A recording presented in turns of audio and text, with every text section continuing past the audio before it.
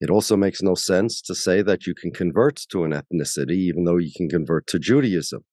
It will be difficult to believe that Ivanka Trump and Sammy Davis Jr., who claims to have converted to Judaism, are both of the same ethnicity, right? Of the same ethnicity, right? Of the same ethnicity, right? Well, that's a very good question. And it's a question that Zionists are unable to answer because they negated the real definition. When I say the real definition, I mean the only intellectually consistent one. Let's first start with what a Jew is not. A Jew is not a race. They are Jews of all races. There are black Jews and white Jews, brown Jews. A Jew is not an ethnicity. There are Jews of all sorts of ethnicities. Makes no sense to say that the Ethiopian Jews and the Yemenite Jews are of the same ethnicity as the German and Russian Jews. You can convert to Judaism. You cannot convert to being Asian or black. I look Asian. People know I'm Asian. They look at me. My mom, for certain, is 100% Asian. There's no hiding that. But I don't know if a person's Jewish until they tell me they're Jewish. They could literally be Italian. They could be Christian. They could be there's so many things that they could be other than Jewish, and I wouldn't know until they say I'm Jewish. It's not about race. What is it about? Because it's about man's inhumanity to man. That's what it's about. But it's about white supremacy. It's Well, about but going it's not- after it's Jews not about and ideal race. gypsies and But these are two Romas. white groups of people. It also makes no sense to say that you can convert to an ethnicity, even though you can convert to Judaism. Does having Jewish DNA determine your Jewish status? Great question. The answer is your Judaism is determined by your mother. If your mom's Jewish, you're Jewish according to traditional Judaism. Now, you could have a very high count of Jewish DNA, and that's awesome. That means you're connected to the Jewish people, but it doesn't necessarily mean you're Jewish. Don't forget, there are people that convert to Judaism and they have zero DNA and they're 100% Jewish. It also makes no sense to say that you can convert to an ethnicity, even though you can convert to Judaism. It will be difficult to believe that Ivanka Trump and Sammy Davis Jr., who claims to have converted to Judaism, are both of the same ethnicity, right? Anyone ever heard of the word anti-Semitic? What's that mean? What does that mean? Against who? Against the who? Say it one more time. Against the who? If you're anti-Semitic, you're against Jews. Where'd that come from? You know, anti-Semitic, the word only goes back to the late 1800s. As it relates to being anti-Jewish. Now, okay, now, don't throw your rocks at me. But how is it that only white Jews get to be referred to as Semitic? By Jewish law, if your father is not Jewish and your mother is Jewish, you are 100% Jewish. That doesn't follow the DNA rules of ethnicity. Ethnicity depends on your ancestry and your culture and things like that. But Judaism does not. There are actual very precise rules and guidelines as to what constitutes a Jew and what does not. And this has been upheld for thousands of years. Right? The criteria to determine Jewish identity are far more complex and really depend on who you go to as your authority. The mainstream rabbinic view, which is embraced by Orthodox Jews to be sure, and for most of Jewish history over the last couple millennia, has been that Jews receive their identity in two ways, either through matrilineal descent, meaning they are born of a Jewish mother, or through conversion. In the late 20th century, the Reform movement adopted a patrilineal descent, claiming biblical precedent. And in fact, when you look at biblical texts, there are some really interesting things that suggest that it may have been patrilineal in the biblical period. But, you know, this is not a discussion for this point. You can see I have another video on it. It did definitely switch. It did definitely switch. It did definitely switch. It did definitely switch. By Jewish law, if your father is not Jewish and your mother is Jewish, you are 100% Jewish. That doesn't follow the DNA rules of ethnicity. Ethnicity depends on your ancestry and your culture and things like that. But Judaism does not. There are actual very precise rules and guidelines as to what constitutes a Jew and what does not. And this has been upheld for thousands of years. Jews are also not a nationality. Jews have had no national characteristics, meaning we've had no common land, language, or culture for thousands of years. The Jews had no flag. Jews had no national anthem. Jews didn't even have a national symbol. The Star of David wasn't a national symbol of Jews. It's a Kabbalistic symbol. It represents certain concepts in Judaism, but it's not the symbol of our religion. I mean, it has no holiness in it. You're allowed to throw it on the floor or in the garbage or something like that. It's not considered a Jewish holy object or a Jewish holy symbol. The definition of a Jew is it's a religion. We shouldn't even be using that word anymore, because most Jews who practice the religion of Judaism or who are culturally Jewish, even if they don't practice the Jewish religion, but they're culturally Jewish, like many are culturally Christian. Many of us celebrate Christmas, but we're not Christian. That's cultural Christianity. It is what it is, right? They can't define it. They're putting all these rules on us. We shouldn't even allow them to use the term anti-Semitism. It's not real. Most of these Jews are not Semites. The definition of a Jew is it's a religion. But there are non-religious Jews. That's true. And the reason for that is because every religion has its rules. And the rule of Judaism says that when God gave the Torah to Moses on Mount Sinai, whoever the Torah at that point required to fulfill the law of God, the 613 commandments, that by definition means you're a Jew. Are there 613 commands or laws? Are the 613 commands or laws biblical or an invention? This whole doctrine is a created doctrine. Again, there's no 613 laws or commands. So who created the doctrine of the 613 commands or laws? Who created it? Let's go to this source, this article by Times of Israel, which is a Jewish publication. There are not 613 biblical commands by Israel Drazen. It says here, there are not 613 biblical commands. Despite the rabbinic concept that there are 613 biblical commands, a careful examination produces a much smaller number. Interestingly, in his list of the 613 Maimonides included commands that the rabbis said were biblical in origin, even though they are not explicit in the Torah. The following is from my recent book, Mysteries of Judaism 2, How the Rabbis and Others Changed Judaism. So let's go to this book. Again, Mysteries of Judaism 2 by Israel Drazen, How the Rabbis and Others Changed Judaism. This is coming from chapter 22 on page 89 of this book. It says, the oral Torah was not revealed on Sinai.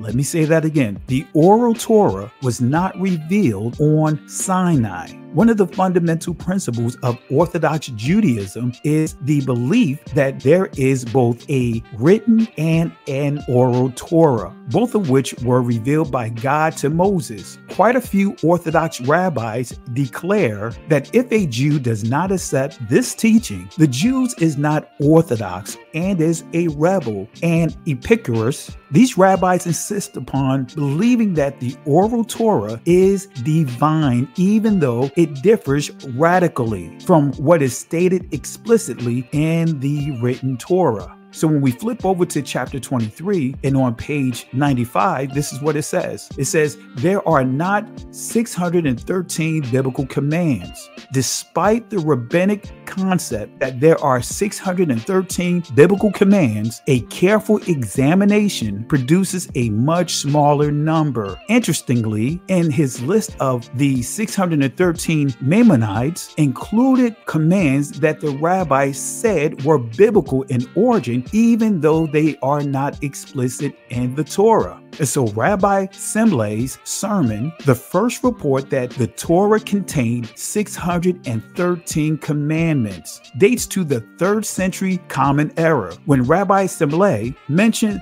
this concept in a sermon that is recorded in the Babylonian Talmud. Makat 23b. The Talmud states Rabbi Semley gave as a sermon 613 commandments were communicated. So let's go to the Talmud, Makkah 23b. It says here, Rabbi Semley taught there were 613 mitzvot stated to Moses in the Torah, consisting of 365 prohibitions corresponding to the number of days in the solar year, and 248 positive mitzvot corresponding to the number of a person's limb. Rav Hamuna said, what is the verse that alludes to this? It is written, Moses commanded to us the Torah, an inheritance of the congregation of Jacob. And the source scripture that they make reference to is Deuteronomy chapter 33, verse 4. So let's see if Deuteronomy chapter 33, verse 4 contains the 613 laws or commands. So Deuteronomy chapter 33, starting at verse 1, this is what it says. And this is the blessing wherewith Moses, the man of Alahayim, blessed the children of Israel before his death. And he said, Yahweh came from Sinai and rose up from Seir unto them. He shined forth from Mount Paran, and he came with 10,000 of saints. From his right hand went a fiery law for them. Yea, he loved the people. All the saints are in thy hand. And they sat down at thy feet. Everyone shall receive of thy words. Moses commanded us a law, even the inheritance of the congregation of Jacob. So there is no mention of the supposed 613 commands or laws that this doctrine or the Talmud makes reference to. So let's go back to this article. There are not 613 biblical commands. Let's go back to this article. In short, a careful examination of Maimonides' Sefer HaMitzvah, which contains his listing of the 613 commands, and his Mishnah, Torah, his code of Jewish laws, shows that the rabbis changed Judaism. They gave the Hebrew Bible a meaning that is not the literal meaning of the text, changed the biblical laws, and invented laws that were later included in the list of 613 biblical commands. So what this is saying here, that there are not 613 laws. Many of the laws that are in this 613 list comes from the Talmud. So again, invented laws that were later included in the list of 613 biblical commands. How many of the commands are relevant today? I'll say it again. How many of the commands are relevant today? Not only is the number 613 the result of a 3rd century sermon with the list debated by many rabbis and including commands instituted by the rabbis who considered them as if they were biblical. But most of the inventory of the 613 commands are not relevant today. If you weren't obligated by that revelation to fulfill the 613 commandments, you're not a Jew, you're a Gentile. Gentiles are obligated to fulfill 7 commandments, Jews 613.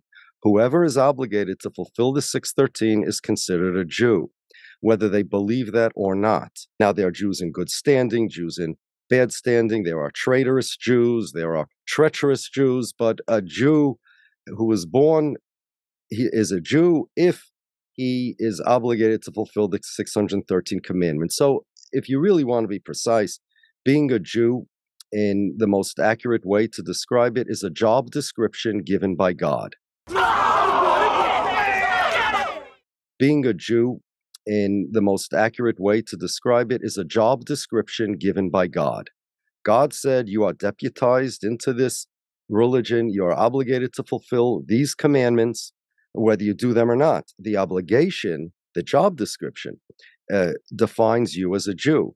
Now, there are all sorts of legal questions that we have regarding very precise, very, very precise laws as to what's considered a convert. You can convert into Judaism. You cannot convert out of Judaism. If a pregnant woman converts, her child is considered Jewish when it's born. It's a question. It's a disagreement amongst Jewish scholars whether the child is considered a convert. having converted together with the mother, or is it considered born Jewish because the mother converted before the baby was born? It's a question in our legal scholars. It's a disagreement. The difference is because if a child is converted when he's a minor, when he comes of age, he has the ability to renounce his conversion and say, I don't want to be Jewish. If you're born Jewish, you don't have that right. If a woman is converted while she's pregnant and she has a baby, when that baby becomes of age, bar mitzvah or bas mitzvah, is that baby now, who's an adult, allowed to renounce their Judaism? Is he considered born Jewish or converted?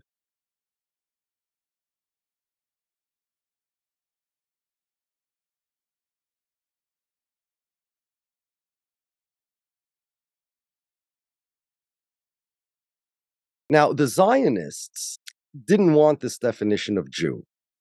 The Zionists, I give you a quick history of how Zionism came into existence. They looked at Jews the same way the anti-Semites did. These were assimilated Jews, non-religious Jews, who looked at Jews as disgusting, immoral, weak, ugly, cowardly.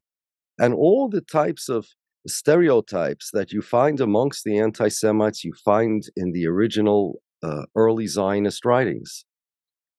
Their first solution was to assimilate. Theodor Herzl, who was one of these people who really didn't like Jews, he had an idea to convert all Jews to Christianity. He wrote about it in his diary. There was this fantasy he had where all the Jews are going to line up one Sunday afternoon, I believe it was Sunday, if I remember right, and go to church and be baptized and convert, except Herzl himself is going to be the last Jew. And then there won't be any more anti-Semitism. And not only that, but Jews will forget that they're Jews. They won't be Jews anymore. And they will live happily ever after. Anti-Semitism was attributed to the faults of the Jews, besides the anti-Semites' own inadequacies. They figured that if you change the Jews, the anti-Semites won't hate them anymore. So basically, the Zionist plan was to to end anti-Semitism by changing Semitism as far as Jews are concerned, by eliminating that. The problem with the original plan, assimilation, is that it didn't work. In the late 1800s, there were pogroms, primarily in Russia, which showed the Zionists, or the assimilated Jews actually, that assimilated Jews are still Jews and they're still hated. But now that's where the identity crisis comes in. The subtitle of my book is Zionism's Journey from Identity Crisis to Identity Theft. The Zionists didn't understand this. They were thinking, why do people hate us if we're just like the Gentiles? We're just regular Russians. Why do they look at us as Jews? That's a very good question. I once asked an anti-Semite, a real famous, I don't want to say his name, real famous anti-Semite, how do you decide who's a Jew? He says, well, whoever identifies as a Jew is Jewish. Now, was it Netanyahu? This story begins in October 1949, 1 year after Israel's formation. This is when Netanyahu was born, the second child of a historian. His paternal grandfather was a rabbi and a Zionist writer. His name was Nathan Milikowski. Later in life, he Hebraized his surname from Milikowski to Netanyahu, a name which means God has given. This is Yair Netanyahu's DNA test that has been leaked. You can see right there his Y DNA is RM198. Descendants of RM198 come from Poland, Russia, Germany, and other European countries. Does this look Semitic to you? Does this look Middle Eastern? Was it Netanyahu? Very good. No. Netanyahu would have had another answer, although I do consider him an anti-Semite. The Zionists had said to themselves, hey, we don't want to be Jews, but the Gentiles won't let us be Gentiles. So what are we? That was the identity crisis. And many scholars have used that phrase in various contexts. It was an identity crisis. So they came up with what I call identity theft. We're going to change the definition of Jew. Nationalism was just starting in those days. This was the 1800s. It was the Balkan people and others. Nation states started being formed in those days. And they said, hey, nationalism worked for so many people, let it work for the Jews as well. So we're going to change the definition of Jew to a nationality. Until the Zionists, nobody looked at the Jews as a nationality. There was some, maybe Spinoza was a quirky exception, which is one of the reasons he was excommunicated, because he just wanted to change the definition of Jew, but nobody really followed any of this stuff. There were early Zionists like Moses Hess and even Emma Lazarus, who wrote that poem on the Statue of Liberty. She was a Zionist too. There were pre-Herzlian Zionists who believed this, but it was just started in the 1800s. And that was the plan. So the plan was to change the definition of a Jew to a nationality. And the idea was that once the Jews change their definition, the way they look at themselves, the world will change the way they look at the Jews as well. Orthodox Jews who are Zionists plan on sacrificing the cows at some point in the Temple Mount. I think that's the intentions. You'd know better, maybe, to hasten the coming of the Messiah. When you hear that, what's your thought on that? I must explain you. I must tell you firstly, these people are not Jewish. These people are not Jewish. These people are not Jewish. The Jews will also, by changing the way they look at themselves, change their personalities, change their ideology, change the way they act, the way they behave, and change their aspirations and their values. Whereas previously, Jews were, as the Bible describes it, Mamleches Kaihanim V'Goy Kodosh, which means a people who are enjoined by God to fulfill this religion. Think Shaolin temples, that type of thing, except instead of a mountaintop, they were in ghettos. And the Jews themselves, about 1,000 years ago, were the ones that suggested they live in ghettos. They wanted to be separate, socially and culturally separate from the rest of society, loyal to the countries that they live, absolutely, but culturally and socially separate, because we have our own laws, we have our own lifestyle, and they were. There were assimilated Jews that didn't like that, and when they had a chance to break out of the ghetto, they did, thinking, as I mentioned, that assimilation is going to end anti-Semitism and they're going to be like everybody else. When they saw that didn't work, then they tried nationalism. Nationalism is another name for Zionism, Jewish nationalism. That's all Zionism is. But the thing to know about Zionism is that whereas the Kurds, for example, look at themselves as a nationality and they're trying to find a state, right? The Jews never did.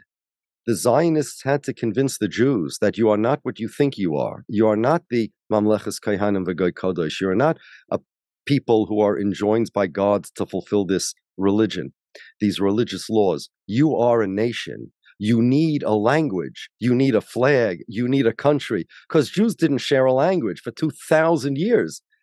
More than for thousands of years, we hadn't spoken Hebrew. In biblical times they did, but that wasn't the national language of the Jewish people, meaning that's not what united us into being a people. The only thing that united us into being a people is our Torah, our faith. It was so well known that this quote that we are only a people because of our faith, it's over 1,000 years old, and it was like the meme of Jewish identity. Even Theodor Herzl mentions it in his diary. Everybody knew that. The Zionists had to change that. And because Jews had no flag, they had no common language, culture, or land, the Zionists had to provide them with it. The Zionists set out to synthesize a new nationality. But instead of creating a new nationality out of nothing, we'll stand and we'll call like ourselves the Canism that you refer to. The Canaanim, yes. Yeah. So, yes, very good. There was this small group of kind of like Zionists called the Canaanim that decided to create a new nation. The Canaan is named after the people who were occupying, who were living in the Holy Land before Joshua came in there and conquered it. And they decided, okay, we're gonna make a new nationality. We're the Canaanim. It didn't never hit it off, because why would anybody identify with that? So the Zionists, Theodore Herzl mostly had this brilliant idea. If you want to if you want to change your identity, a witness protection program or something, you can get the government to give you a whole new identity, and that'll work. But there's a lot of resources and time and effort spent to create such. There's another way to do it that's easier. Kill somebody that's around your age, steal his papers, steal his birth certificate, steal his license, steal his identity, and you're him. That's what the Zionists did to the Jews collectively. We're going to erase Jewish identity. We're going to take their history, change it a bit. We're going to take their identity. We're going to take their self-image. We're going to take Jewishness, and we're going to make it into Zionism. We're going to get the Jews a flag. There was a Zionist flag before there was a state of Israel. We're going to get the Jews a language. There was a Zionist language. Modern Hebrew was created by the Zionists before there was a state of Israel, because they wanted to supply the Jews with national characteristics, national symptoms, national equipment. And the hardest part was the country. They stole Jewish history. They revised all of Jewish history. They had this nonsense that Jews for thousands of years were looking for national self-determination.